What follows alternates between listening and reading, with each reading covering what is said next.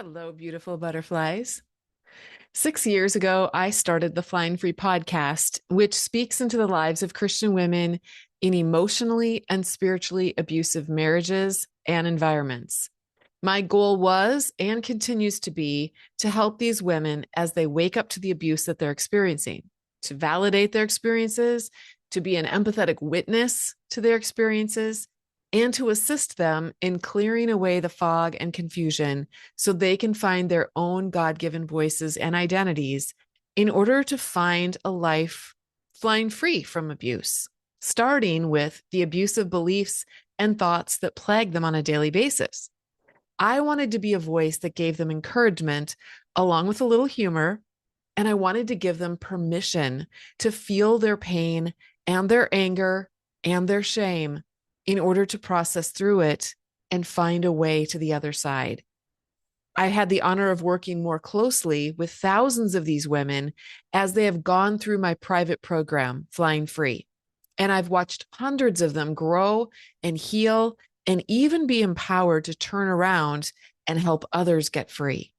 And together, we've built a powerful underground community of wounded warriors who are learning what it means to live into the fullness of their God given identity. I want to try something new and offer a 10-minute flying higher moment once a week. And this is for those of you who are clear about what has happened to you. You've already done a lot of work around this, and you want to apply what you've learned to other areas of your life. You may be divorced already, or you may still be married to your abuser, but you are in the process of rebuilding your life and learning how not only to fly free within yourself, but also to fly a little higher. So, this is the very first Flying Higher Moment episode. And today I want to talk about decluttering. I had a conversation with a member inside of our kaleidoscope community. If you'll remember, kaleidoscope is a word that means a flock of butterflies.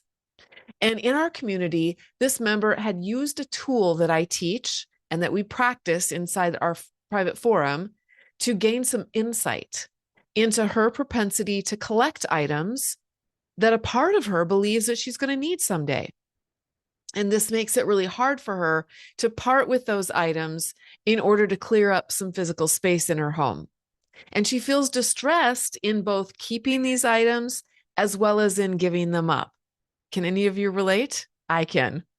So she wanted to figure out a way of thinking about this that would enable her to declutter her home in a more empowering way without feeling such a sense of loss or even self-betrayal when she got rid of things. So do you see her dilemma? Part of her believed that by purchasing and holding on to things, that she could protect herself against future need.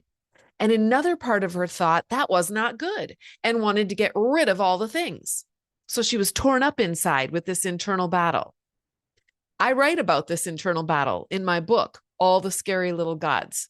And I talk about how these different parts of us are all actually interested in one thing: keeping us safe. But these different parts of us are often younger, and they don't always know the best way to keep us safe. When we can lovingly connect with these parts and offer them gratitude for the ways that they're trying to help, they will relax and allow us to introduce them to healthier ways of relating to the world around us. So in this example, I offered an idea out of my own experience with holding on to things that I think I might need down the road. This past year, I got rid of an arm sling that my daughter had used when she broke her arm many years ago. I was hanging on to it just in case. You never know, someone might break an arm in the family. I didn't even really think about it all that much, but there was definitely a part of me that was afraid that someone in our family would break an arm and then we wouldn't have a sling for them. It doesn't really make that much logical sense when you think about it, because we didn't have a sling before my daughter broke her arm, but they just gave her one at the doctor's office, right? But for this part of me, it made all the sense in the world. We have this sling now. We need to hang on to it just in case we need it again. Anyway, I was going through I was going through and doing some of my own decluttering this past year. And usually I give things, everything in a big bag and give it to Goodwill. But I didn't think that Goodwill probably wanted someone's old arm sling, so I just threw it away. And wouldn't you know, a few years later, I was in a car accident and broke my wrist. And when we walked out of the ER that day, I wasn't given a sling. And I don't know why they didn't give me a sling in the ER, but they didn't. So that part of me that had been hanging onto that sling all of those years began to scold me. You should have hung on to that sling. Now you don't have one. Now you're in a pickle. You need a sling and you can't get one. But even as this part of me was scolding me, I realized I could technically go and buy a sling, probably on Amazon or something like that. Or I could go to my follow-up appointment 2 days later and ask them if they had a sling. And that's exactly what I did. I just got another sling. So this is what I wrote back to this beautiful butterfly that was working on this part of herself in our forum, who was worried about needing something down the road and not being able to provide it for herself if she just got rid of things that she didn't use that much. This is what I wrote to her. It sounds like you are worried that you will not have something that you need at some point. So you collect things to take care of your future self. First of all, notice that that's actually very clever. It's very forward thinking of you. This part of you has what it takes and wants to make sure that you are taken care of. The problem is that this part of you believes that the thing that you need must be very close at hand in your home. And when you collect all of the things that you might need down the road and you bring them all into your own personal space, now you get crowded out. I wonder if it would help to think of the world as your larger space. In other words, you have your own personal private space in your home. And in this space, you can keep the things that you need on a regular basis, even things that you might need every year that you use every year. But your larger space, it is your city or your state or your country. And that larger space, for me, that would include Amazon.com. It holds the things that you might need 5 years from now that you don't need today. Or maybe you need something once every 10 years, but not every year. So you know that you will be able to go out and acquire that item if you need it for yourself or someone you love. You can acquire that item when you need it rather than collecting it and hanging on to it in your own private personal space. And then I gave the example in what I wrote about the sling with my own broken arm.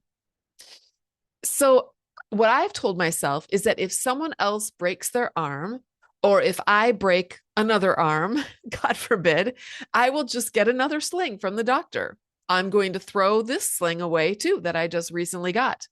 I'm going to let the doctor keep all of the slings for me, and then I will acquire one when I need it. This part of you that wants to take care of you believes that things might not be available to you when you need them. But what if that's not true? You know that you can go to the store and purchase whatever you need if you don't have it on hand right now. You know this because you've done it many times before. She had explained about how she does take good care of herself in this way. I like to donate things to Goodwill. And I think about it like this. I needed this item for a while, and now someone else needs it. Someone else in the wider space of this world needs this item. Someone who maybe can't afford to buy it at full price will appreciate having this item for a price that they actually can afford it. And I love being part of that.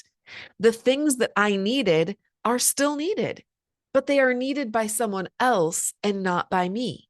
So I will pass them along to someone else who will get some use out of them. And then I thank God that if I need something down the road, I know that I am capable of somehow acquiring it. I can somehow find it out there. Maybe I can go to Goodwill and see what's available.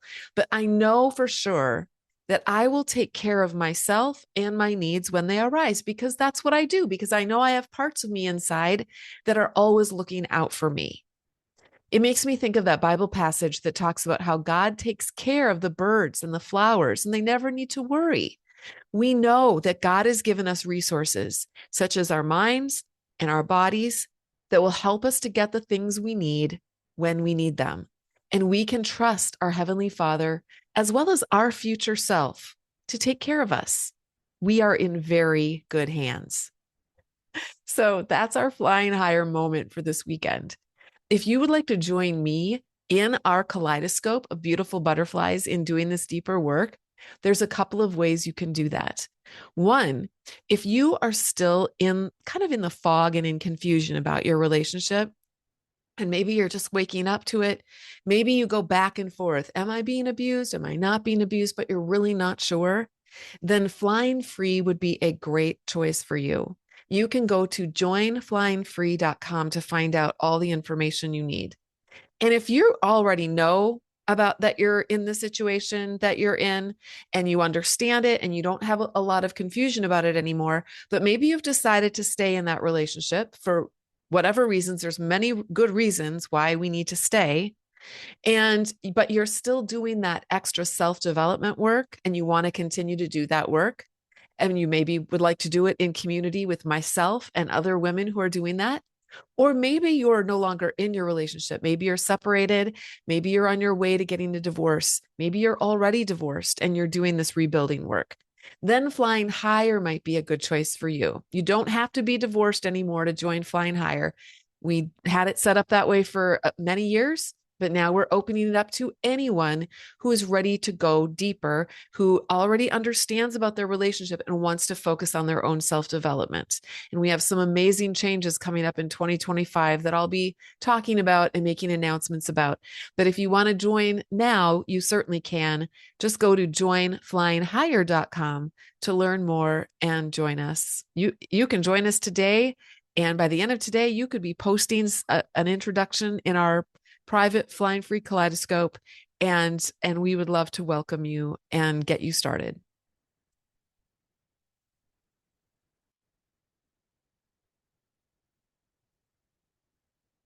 I just have to figure out how to find the Zoom and turn it off now. I'm leaving all the bloopers in because this is just keeping it real, okay?